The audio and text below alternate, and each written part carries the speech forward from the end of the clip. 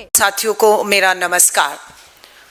साथियों, अभी हाल ही में नेशनल क्राइम रिकॉर्ड ब्यूरो के 2024 के जो है वो आंकड़े जारी किए गए, जो केंद्र की भाजपा सरकार के दावों की पोल खोलते हैं और उन्हें बेनकाब करते हैं।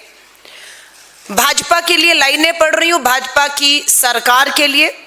नारी वंदन तो बहाना है, नारी वंदन तो बहाना है, नारी सुरक्षा के नाम पर मात्र घड़ियाली आंसू बहाना है। अपने खास नेताओं को सजा से बचाना है, अपना असली चरित्र इन्हें दिखाना है, एप्स्टीन फाइल से भी इन्हें ध्यान भटकाना है। ये सच्चाई है आज देश की। बहुत ही दुख और दुर्भाग्य से कहना पड़ रहा है कि नेशनल क्राइम रिकॉर्ड ब्यूरो के जो आंकड़े हैं 2014 से अगर हम 24 लें, मोदी सरकार में महिलाओं के खिलाफ अपराध, कितनी महिलाएं? 42 लाख महिलाएं, 42,85,888। ये आंकड़े नहीं है, मामले नहीं, ये महिलाएं हैं। ये न्याय मांग रही हैं, अदालतों के पिछले 10 साल से चक्कर पे चक्कर काट रही हैं, कोई न्याय इन्हें नहीं है और ये संख्या लाखों में है। और ये है इनका असली बेटी बचाओ के नारे की सच्चाई की 42,85,000 से अधिक महिलाएं आज न्याय मांग रही हैं। मोदी सरकार में महिलाओं के खिलाफ अपराध के आंकड़े देखिए।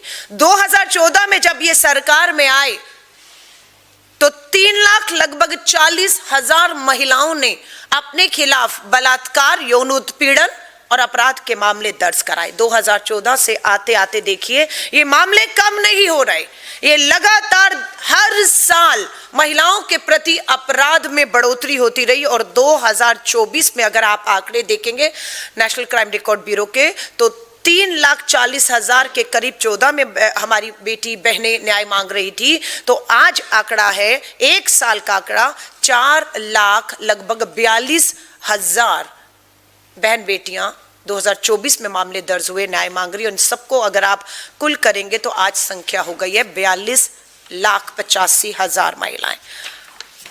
ये नेशनल क्राइम रिकॉर्ड ब्यूरो के आंकड़े बताते हैं कि मात्र एक ही साल 2023 में 4,48,000 बहन बेटियों ने अपने साथ बलात्कार, यौन उत्पीड़न, अपराध के मामले 2023 में। इनसे भाजपा की सरकार, भाजपा के नेता कैसे नकार सकते हैं, क्योंकि ये इन्हीं की भारत सरकार की ही नेशनल क्राइम रिकॉर्ड के आंकड़े हैं।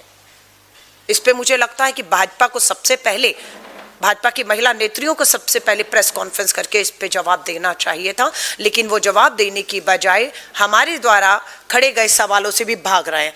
हर 70 मिनट में एक बच्ची, एक महिला देश में बलात्कार का शिकार हो रही है। ये इनका मॉडल है, ये भाजपा का मॉडल है महिलाओं के खिलाफ अपराध के मामले में।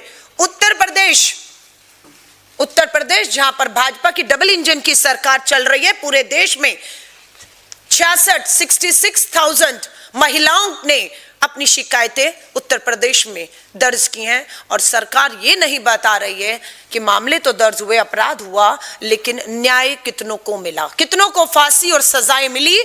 हम सरकार से कहेंगे कि इस आंकड़ों के साथ हमें वो भी जानकारी दीजिए जहां पर सरकार कहे कितने लाख मामलों में इतनी बेटियों को न्याय मिल गया और इतने अपराधियों को हमने खास तौर से पोक्सो के तहत नाबालिग बच्चियों के अपराधियों को फांसी के तख्तों पर चढ़ा दिया है। एक भी मामला आज देश में सुनने और देखने को नहीं है जहां पर भाजपा की डबल इंजन की सरकारें खोखले नारे बेटी बचाओ के दे रही हैं और वहां पर न्याय मिल रहा हो।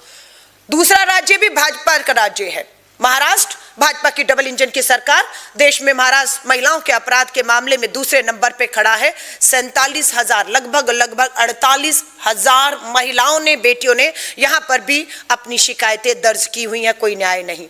तीसरा, फिर से भाजपा शासित राजस्थान, भाजपा डबल इंजन की सरकार में 36,000 बहन बेटियों के साथ जो है दुष्कर्म, बलात्कार हुए और मामले दर्ज हैं, कोई सुनवाई नहीं, कोई न्याय नहीं। पश्चिम बंगाल, जहां पर अभी टीएमसी की सरकार थी, भाजपा वहां पर महिला सुरक्षा का मॉडल लेकर गई। लेकिन अगर उत्तर प्रदेश, महाराष्ट्र और राजस्थान के मॉडल पहुंच पाए होते तो मुझे बिल्कुल भरोसा है कि भाजपा की सरकार पश्चिम बंगाल में कभी नहीं बनती। लेकिन खेल कुछ और हो गया, इसलिए यूपी, महाराष्ट्र, राजस्थान नंबर 3 भाजपा शासित डबल इंजन की सरकार में महिलाओं की जो हालत है, उसके बाद बंगाल में उनका आना बेहद चिंता पैदा करता है, जो मुझे लगता है कि वहां की महिलाओं के लिए एक नई और एक बड़ी चुनौती खड़े करने वाला है। मध्य प्रदेश में भी भाजपा की डबल इंजन की सरकार, 32,000 महिला बेटियों ने वहां मामले दर्ज कराए हैं। बिहार में इनकी सरकार 27,000 महिलाओं ने, हरियाणा में भाजपा की डबल इंजन की सरकार में लगभग 14,000 महिलाओं ने, बेटियों ने, और भारत की राजधानी दिल्ली अछूती नहीं रही।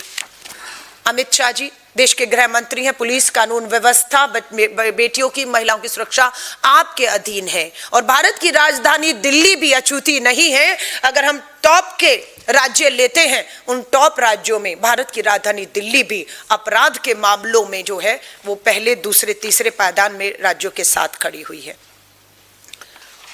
ये टॉप 5 राज्यों का नेशनल क्राइम ब्यूरो ने आंकड़ा दिया है। उत्तर प्रदेश, महाराष्ट्र, राजस्थान, पश्चिम बंगाल और मध्य प्रदेश। महिलाओं के खिलाफ अपराध में उत्तर प्रदेश नंबर 1 पे खड़ा है। न्याय मांग रही हैं 66,000 महिलाएं। प्रत्येक दिन दलित महिलाओं के खिलाफ हिंसा हो रही है। इन सभी अपराधों में महिलाओं के प्रति जो अपराध है आप देखेंगे, उसमें सबसे ज्यादा अगर महिलाओं को देखा जाए तो दलित और आदिवासी महिलाएं सबसे ज्यादा यौन उत्पीड़न, शोषण, अन्याय, अत्याचार, दुष्कर्म की शिकार हुई हैं। नेशनल क्राइम रिकॉर्ड ब्यूरो के अनुसार भारत में प्रत्येक दिन, हर रोज 10 दलित महिलाओं के साथ बलात्कार हो रहा है। छेड़खानी नहीं, गाली गलौज नहीं, बलात्कार हो रहा है हर रोज 10। ये इस पे देश के प्रधानमंत्री नरेंद्र मोदी जी, देश के गृह मंत्री, देश की आधी आबादी आपसे जवाब मांग रही है कि ये कब थमेगा। हर रोज 10 दलित नाबालिग बच्चियों और महिलाओं के साथ अपराध हो रहा है। ये शर्मसार करने वाली तस्वीर बिहार, जहां पर भाजपा की डबल इंजन की सरकार जब शपथ ले रही थी, देश के प्रधानमंत्री, गृह मंत्री मंच पर थे, वहीं पर पटना स्टेशन से एक नाबालिग बच्ची को उठाकर उसका निरंतर सामूहिक बलात्कार हो रहा था। ठीक उस समय जब आप मंच पे अपनी नई सरकार, नए मंत्रिमंडल का जश्न मना रहे थे, उस समय की ये तस्वीर भी शर्मसार करती है। मैं आपको एक वीडियो भी दिखाना चाहती हूं जो बिहार से है। बिहार में मुख्यमंत्री आवास से महज 3 किलोमीटर की दूरी पर कूड़े के ढेर में पड़ी हुई ये बच्ची,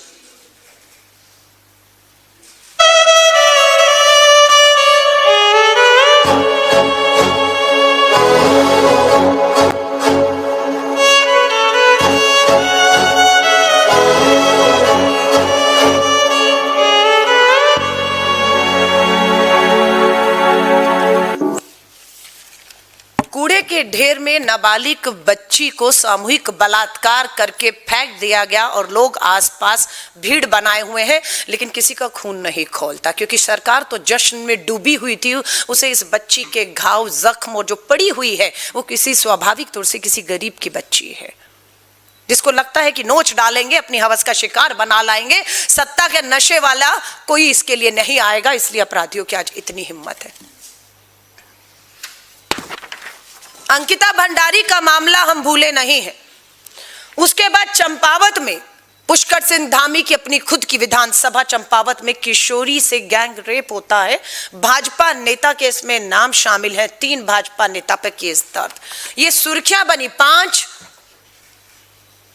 मई की रात की घटना है। 5 मई को उत्तराखंड महिला कांग्रेस की मेरी अध्यक्ष और पूरी टीम 4-5 घंटे का सफर तय करके चंपावत पहुंचती हैं। परिवार से मिलने की कोशिश, पिता से, बच्ची से, लेकिन नाकाम रहते हैं। किसी को नहीं पता कि बच्ची और पिता कहां रख दिया गया है। और ये सुर्खियां अखबार में कि गैंग रेप हुआ है, ये पहली नजर में हमें बताया गया कि 10वीं में पढ़ने वाली बच्ची, नाबालिग बच्ची, इस हालत में ये बच्ची के रस्सी से बंधे हुए पांव हैं।